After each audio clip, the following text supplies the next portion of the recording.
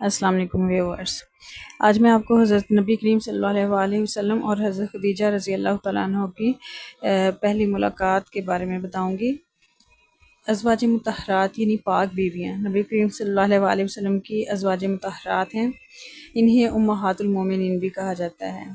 حضرت خدیجہ رضی اللہ تعالیٰ عنہ آپ صلی اللہ علیہ وسلم کی پہلی بیوی ہیں۔ انہوں نے اسلام کی تبلیغ کے سلسلے میں بے مثال خدمات انجام دیں، جیسے کہ ہر کوئی جانتا ہے۔ حضرت خدیجہ کا ساتھ نبی کریم صلی اللہ علیہ وسلم کے ساتھ 25 سال تک رہا۔ آپ صلی اللہ علیہ وسلم نے حضرت خدیجہ کی حیاتی تجربہ میں دوسری شادی نہ کی۔ حضرت خدیجہ رضی اللہ تعالیٰ عنہ نے دکھ کی ہر گھڑی میں جس طرح سے نبی کریم صلی اللہ علیہ وسلم کا ساتھ دیا اور ان کو کبھی اکیلا نہ چھوڑا، اس کی مثال نہیں ملتی۔ آپ صلی اللہ علیہ وسلم فرماتے تھے کہ میں جس وقت لوگوں نے میرا انکار کیا وہ مجھ پر ایمان لائیں۔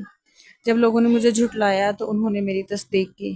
جب لوگوں نے مجھے محروم کیا تو انہوں نے مجھے اپنے مال میں شریک کیا، اور اللہ تعالیٰ نے مجھے حضرت خدیجہ میں سے اولاد عطا فرمائی۔ تو حضرت خدیجہ سے نبی کریم صلی اللہ علیہ وسلم کی شادی کیسے ہوئے، یہ حالات ہم تھوڑا تھوڑا کر کے بیان کریں گے، تھوڑا تھوڑا کر کے سنیں گے۔ ایک چھوٹا واقعہ جو میں آپ کو ابھی بیان کر رہی ہوں آپ کی خدمت میں۔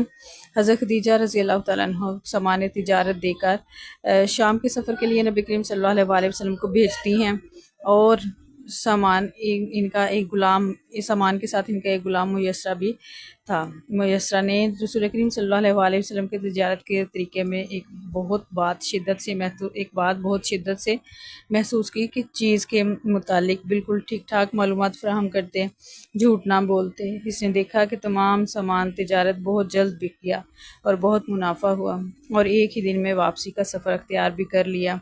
نہ صرف تجارت کا سامان تھا جس میں منافع ہوا، بلکہ میسرہ نے دیکھا کہ جہاں سے نبی کریم صلی اللہ علیہ وسلم گزرتے، درخت، پتھر، پہاڑ بھی جھک کر سجدہ کرتے۔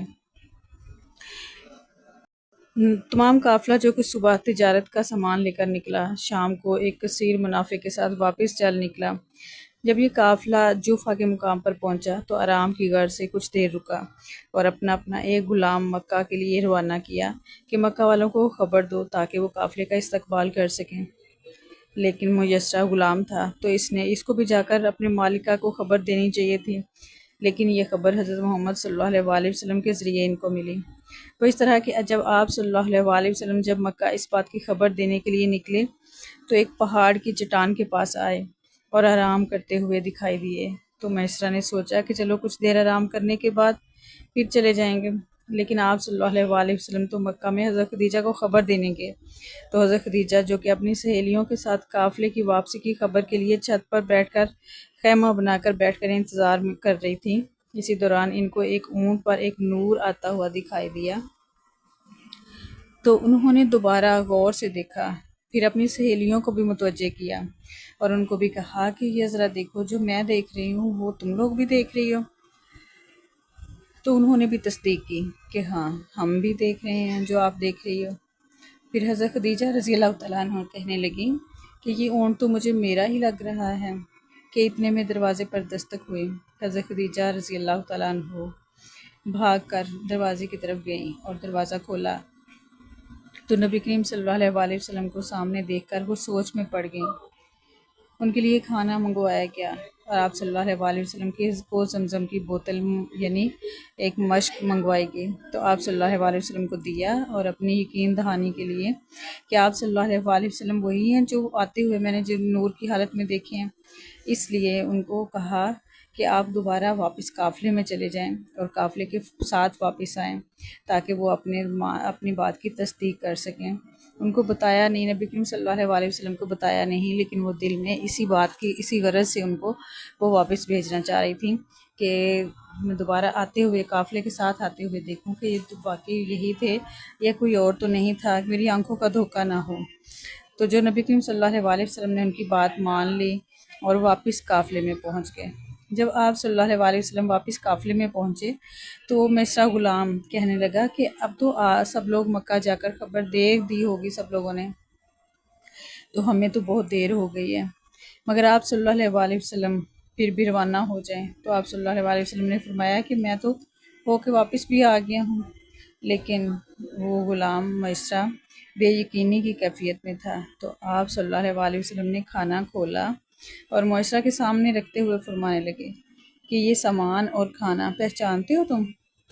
تو وہ حیران ہو کر کہنے لگا کہ میں نے تو آپ صلی اللہ علیہ وسلم کو پہاڑ کی اس چٹان کے پیچھے آرام فرماتے دیکھا، تو اس وجہ سے میں نے بے آرام کرنا گوارا نہ کیا کہ کہیں آپ بے آرام ہو جائیں گے، آپ کے آرام میں خلل نہ پڑ جائے۔ تو آپ کیسے گئے اور کب گئے؟ وہ اسی حیرانی کے عالم میں تھا کہ واپسی کا ٹائم ہو گیا اور قافلہ واپس جانے کے لیے روانہ ہونے لگا۔